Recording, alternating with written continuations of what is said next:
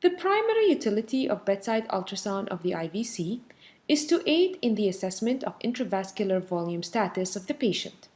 This may be a particular utility in cases of undifferentiated hypotension or other scenarios of abnormal volume states such as sepsis, dehydration, hemorrhage, or heart failure.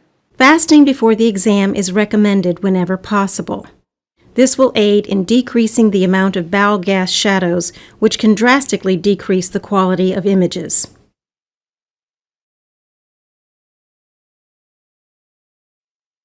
To obtain a transverse view of the IVC, place the probe on the midline, halfway between the xiphoid process and the umbilicus. The probe marker should be pointing toward the patient's right side. Adjust the gain and depth to obtain the best possible image. In this transverse view at the level of the mid-abdomen, both the IVC and abdominal aorta are seen just anterior to the vertebral body. There are several features that will help to distinguish the abdominal aorta from the inferior vena cava. The aorta tends to be located to the left of the patient's midline, whereas the IVC is located to the right. The aorta appears circular in cross-section, while the IVC may appear elliptical or teardrop-shaped. The aorta is pulsatile, while the IVC is not as pulsatile. The aorta is not compressible under gentle pressure, but the IVC is. The abdominal aorta shows no change in size with respiration or sniffing, whereas the normal IVC shows up to 50% or more change in diameter with respiration or sniffing. There are two approaches to perform IVC ultrasound. The first is to obtain a subxiphoid view of the heart by placing the probe on the patient's abdomen just below the xiphoid process with a probe marker towards the patient's right or at 9 o'clock. Once an appropriate subxiphoid view of the heart is obtained, the probe is rotated 90 degrees until the marker is pointing towards the patient's head. At this point, the IVC should be visualized in a longitudinal plane. The inferior vena cava. To obtain the IVC view, begin with the subcostal view and narrow in on the right atrium. Turn the probe counterclockwise until the dot is facing the patient's head. Slightly tilt the probe to the patient's right to bring the IVC into view.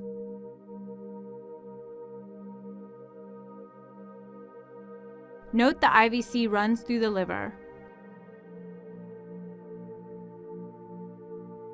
The structures are labeled. A phased array transducer with a cardiac exam type is used to perform an inferior vena cava ultrasound exam. The inferior vena cava is evaluated at the level of the liver and diaphragm. The transducer is placed to the right of the epigastric midline with the orientation marker to the patient's feet. As an alternative approach, this exam may be performed using an abdomen exam type with the orientation marker to the patient's head. The liver, diaphragm, right atrium, and inferior vena cava are identified in this view. Sweep from side to side to differentiate the inferior vena cava from the aorta. The aorta is thicker-walled and pulsatile. The superior mesenteric and celiac branches of the aorta are identified at this level.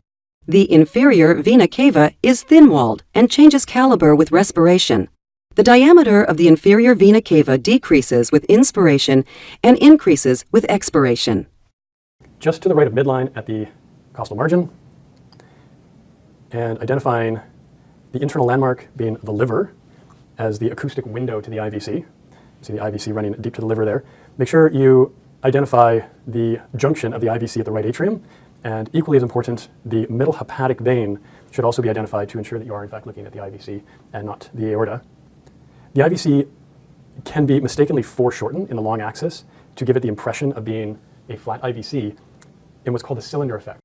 And this happens when you're not in the true center of the vessel, but have brought the scanner off to one edge or the other edge of a longitudinal.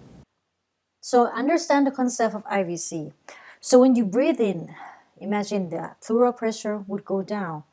And then, of course, the IVC would drain nicely into the RA. And of course, when it's draining in very easily, the IVC diameters would collapse. So basically, when you inspire, the diameter should change more than half, or 50%. This is called the collapsibility index, 50%. So what if the patient is intubation or have mechanical ventilation? What happens is that when you put a tube in the patient, you blow up the patient lung in the inspiration phase, and it increases the pleural pressure. So what happened? The IVC cannot drain in the RAA anymore. Also, it would result in the distance of the IVC in the inspiration phase. So if the variation or the distance of IVC is more than 18%, it means that your patient would probably is volume responsive. The spontaneous breathing and intubation patient has different only in the inspiration phase. So basically in volume responder, if the patient is spontaneous breathing, the patient would have collapsed IVC and small IVC, while if the patient is intubated, contrast to collapsed IVC, they would have, this 10 IVC in state. But to easily remember is that if the IVC is vary, then it means the patient is volume responder. You should give them fluid. Another important concept, apart from the absolute diameter of the IVC, is measuring the collapsibility of the IVC. In state of low intravascular volume, the percentage of collapse is higher when compared to the state of intravascular volume overload. This is quantified by the calculation of the Cavel index, where the IVC diameter during expiration is measured, where you subtract the maximum diameter of the vessel with the minimum diameter of the vessel and divide it by the maximum diameter of the vessel. The Cavel index is a percentage, and where the number is close to 100 is indicative of almost complete collapse and therefore volume depletion, while a number close to 0 suggests minimal collapse and likely volume overload. When measuring the diameter of the IVC, it's important because you want to use this diameter to calculate the Cavel index. The IVC should be measured 2 centimeters from where it enters the right atrium. And this is another still image that shows how to measure the IVC.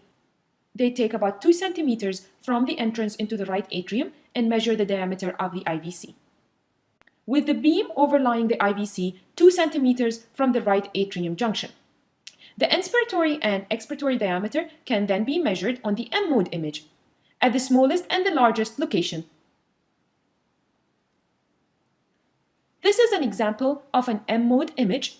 You'll see on the left side, you'll see almost completely collapsible IVC with a Cavel index calculated at 60%, while on the right side, the Cavel index is close to 0, indicating minimally collapsible IVC. Frankly speaking, you don't even need to measure and have these numbers. Just visually looking at the IVC and the M-mode graph, you can definitely see that the IVC is collapsible on the left compared to the right. So of course, this is an easy 2Ds. The first one, as you can see here, the IVC, the check mark or the Nike logo here, is very thin. When you breathe in, of course, there's no space at all. It means this patient should be volume responsive when he or she come in with shock or dyspnea. However, in another patient on the right of the screen, as you can see here, the IVC is very, very big. It doesn't collapse at all, whether inspire or expire. So basically, this should be the patient with high CVP, or maybe it doesn't respond to volume anymore. This table indicates the approximate CVP based upon the IVC collapsibility index.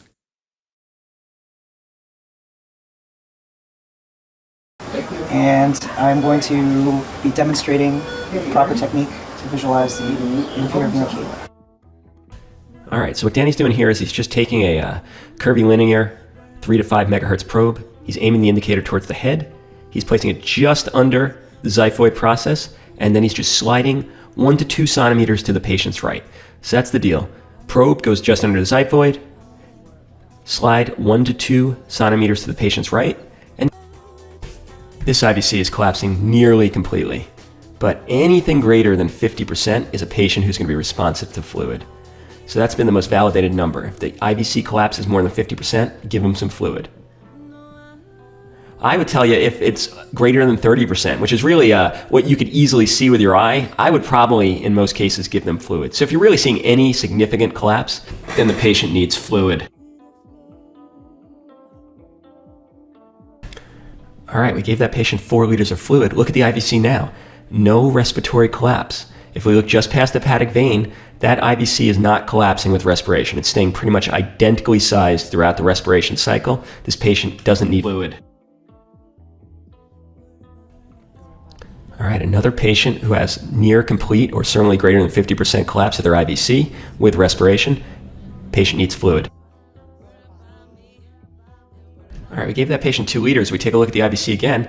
It's bigger, but it's still collapsing greater than 50%. More fluid needed. Here's another patient that needs fluid. IVC collapsing just past that hepatic vein with respiration. All right, we gave that patient 6 liters of fluid. Look at the IVC now.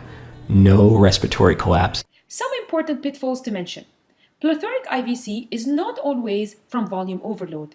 Remember, there are other causes for distended IVC, including tension pneumothorax, massive pulmonary embolism, pericardial tamponade, and mitral regurgitation or aortic stenosis.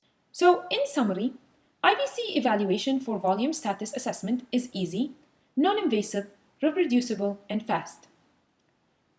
A meta-analysis of 5 studies concluded that a moderate level of evidence suggests that the IVC diameter is consistently low in hypovolemic status when compared to euvolemic status.